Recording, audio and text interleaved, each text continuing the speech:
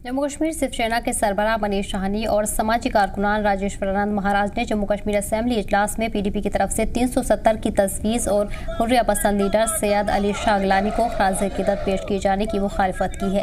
ऐसा करने वालों पर सख्त तनकीद की है।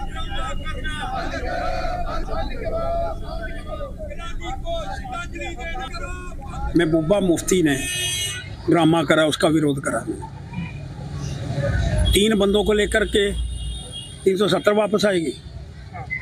और वो जो एक बंदा ये कह रहा है कि हमारे साथ मिलकर के करते, तो यूटी के अंदर कॉन्स्टिट्यूशन की सगंध लेने के बाद और पार्लियामेंट का फैसला, सुप्रीम कोर्ट का फैसला आने के बाद तुम नहीं मानते उसको? तुम यूटी के कॉन्स्टिट्यूशन को नहीं मानते, छोड़ो। और महबूबा मुफ्ती डंबर कर रही है, ये परे जवाब दे। भारतीय जनता पार्टी के साथ समझौता करा, ठीक था गलत था, माफी मांगे लो कश्मीर की जनता से। रेजोल्यूशन पास, आगे आपने 20 रेजोल्यूशन पास करे, आपने एक रेजोल्यूशन यूएनओ को भी दिया था, क्या हुआ? जानकारी के साथ हमारे नुमाइंदे ख्वाहिश जुड़ गए हैं। ख्वाहिश, ऐसे में देखा जा रहा है कि सख्त तनकीद पीडीपी की तरफ से तजवीज़ जो की गई थी उसकी की गई थी और साथ ही साथ अली शाह गिलानी को खराज अकीदत पेश की गई है, उसकी भी मुखालफत की गई है। क्या कुछ वजूहात बताई जा रही हैं? देखिए, शिवसेना डोगरा फ्रंट जो है वो शुरू से ही जब भी कोई इससे कोई बात, चाहे नेशनल कॉन्फ्रेंस हो, पीडीपी हो या कांग्रेस हो, करती है जो कि देश विरोधी होती है, तो उसके खिलाफ हमेशा आगे आई है।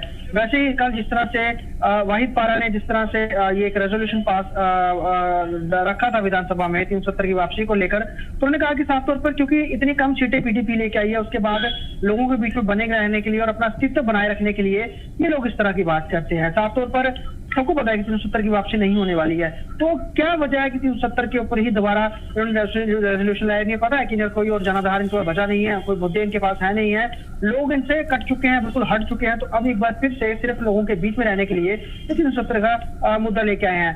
वहीं दूसरी ओर नेशनल कॉन्फ्रेंस में कहीं ना कहीं मैनिफेस्टो में उनके ये था कि इसको रेजोल्यूशन को लेकर हम बातचीत करेंगे, लेकिन रेजोल्यूशन एमसी नहीं पीडीपी की आई। उन्होंने कहा कि अंदर से दोनों एक ही हैं। वहीं जिस तरह से विधानसभा में आज अपॉर्चुनिटी, यानी कि जो भी जिनकी मौतें हुई थी, जो जम्मू कश्मीर सरकार के कभी न कभी सदस्य रहे हैं, उनको श्रद्धांजलि दी गई, जिसमें कि सैयद अली शाह गिलानी का भी इसमें श्रद्धांजलि उनको दी गई, जिसके विरोध में शिवसेना डोगरा फ्रंट ने कहा कि वो अलगाववादी नेता थे, वो हमेशा जम्मू कश्मीर के खिलाफ रहे, देश के खिलाफ रहे और पाकिस्तान की बोली बोलते रहे। तो ऐसे में उनको श्रद्धांजलि देना हमें कहीं डाइजेस्ट नहीं हो रहा है। हमारे पास और बहुत सारे नेता हैं जो बहुत महत्वपूर्ण है, जिन्होंने बहुत कुछ जम्मू कश्मीर के लिए किया, देश के नेशनलिज्म को लेकर किया है, उनको आप देश श्रद्धांजलि, वो बिल्कुल वो जायज है।